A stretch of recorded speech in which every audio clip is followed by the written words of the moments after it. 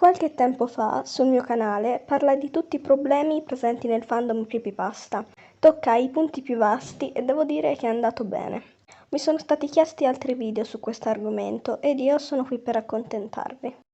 Ciao ragazzi, io sono Amy e benvenuti o bentornati sul mio canale. Oggi andremo a vedere più nel dettaglio che cosa sono le creepypasta, i generi che ci sono e le tipologie esistenti.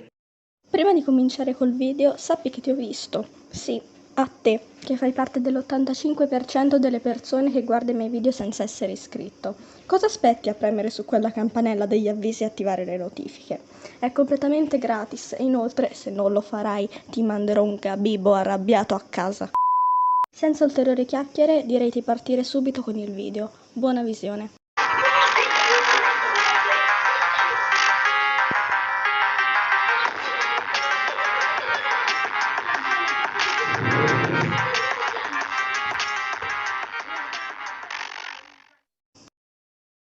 Prima di tutto dobbiamo chiederci, che cosa sono le creepypasta?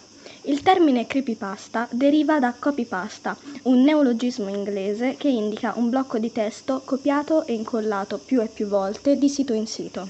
Una creepypasta è un racconto breve e originale che nasce per terrorizzare e provocare shock al lettore.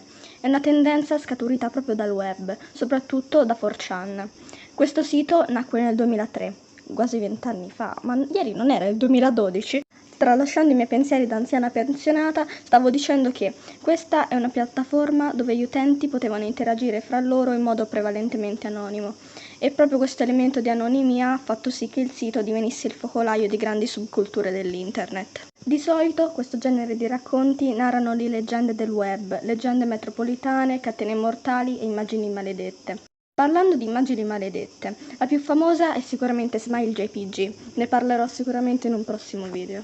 La creepypasta, dunque, quella canonica, ha l'obiettivo di scioccare il lettore con poche righe e ci riesce grazie alla brevità e all'efficacia del giusto linguaggio, che non deve essere né banale né ripetitivo. Infatti, mentre oggi le creepypasta variano per lunghezza, natura e qualità, le più vecchie tendono ad essere molto brevi e a seguire alcune formule base, tra cui possiamo trovare gli aneddoti in cui il narratore racconta una leggenda spaventosa, una storia o un evento passato, i rituali, cioè una lista di istruzioni per il lettore che affermano che se si va in un certo posto, in un certo momento e si compiono delle azioni specifiche, succederà qualcosa che può essere o notevole oppure puoi rischiare di evocarti tutto pomeriggio 5 in casa.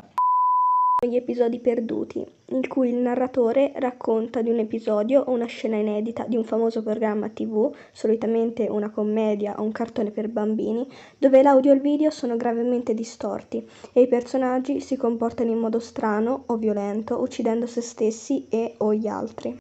Un esempio che mi viene in mente è SuicideMouse.avi, o la morte di Tom e Jerry, o addirittura la morte di Squiddy, da SpongeBob. Questo tipo di creepypasta è però caduto in disuso e viene visto solitamente come un cliché.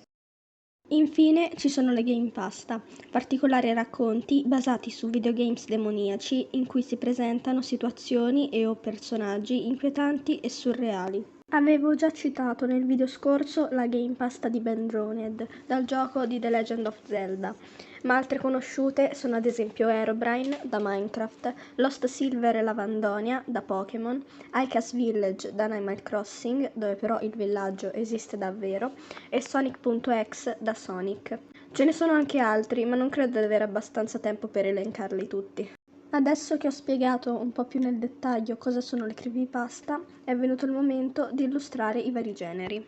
Realistiche sono quelle che nel racconto utilizzano fatti credibili. Leggende metropolitane, che prendono spunto da vecchie leggende.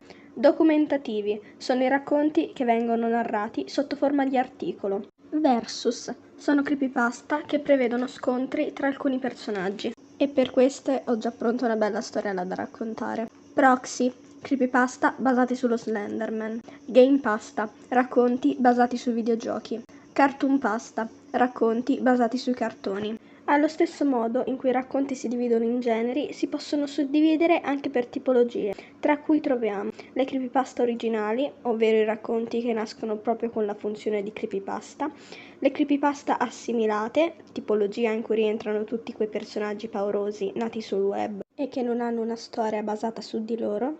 Non vorrei sbagliarmi in questo momento, ma credo che Momo, fenomeno spaventoso di internet di qualche anno fa, potesse rientrare in questa categoria, oltre che in quella delle leggende metropolitane. Le creepypasta derivanti, invece, sono racconti che prendono spunto da altre creepypasta. Ad esempio, Nina the Killer potrebbe rientrare in questa categoria, essendo derivata dalla storia di Jeff, ma di preciso è una fanfiction.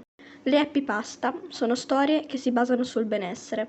Ho fatto l'esempio di Slenderman, uno dei fratelli Slender. E le troll pasta, genere di cui fa parte Trenderman, che sono parodie delle creepypasta. Bene ragazzi, il video per oggi finisce qui. È più corto rispetto a quello dell'ultima volta, lo ammetto, ma le informazioni sono quelle che sono e non posso farci un granché. Ringrazio solo Insanity su Wattpad, che grazie al suo libro mi ha aiutato a fare il video che state guardando, e ringrazio anche il mio besto friendo Google, da cui rubo le informazioni. No, stacca, ci tracciano! Per oggi è tutto, noi ci vediamo ad un prossimo video, e da Amy, out!